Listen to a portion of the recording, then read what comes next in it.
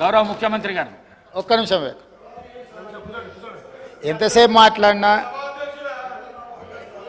రామారావు గారు మేము కలిసి వస్తాం, ప్రభుత్వానికి సహకరిస్తాం అని పదే పదే చెప్తున్నాడు.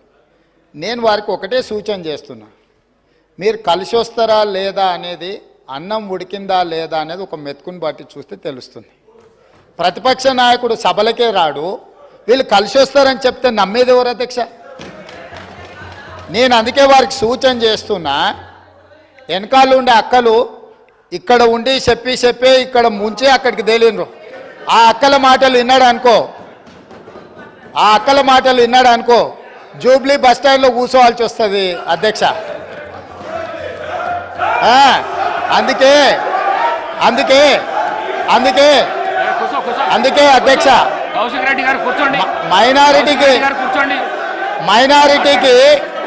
మైనారిటీకి మంత్రి ఇవ్వలేదన్నాడు.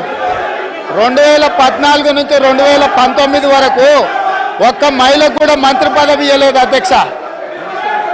5 సంవత్సరాలు ఒక్క మహిళకు కూడా మంత్రి పదవి ఇవ్వకుండా ఈ ప్రభుత్వాన్ని, ఆనాడు ప్రభుత్వాన్ని నడిపి ఈ రోజు వచ్చి మైనారిటీలకు ఇవ్వలేదని ముసలి కన్నీరు గారుస్తారు అధ్యక్ష. కాబట్టి దయచేసి అన్ని విషయాలు మాకు తెలుసు, సహకరించేది ఉంటే ప్రతిపక్ష నాయకుడిని వచ్చి సభలో కూర్చోమని చెప్పుండ్రు అధ్యక్ష.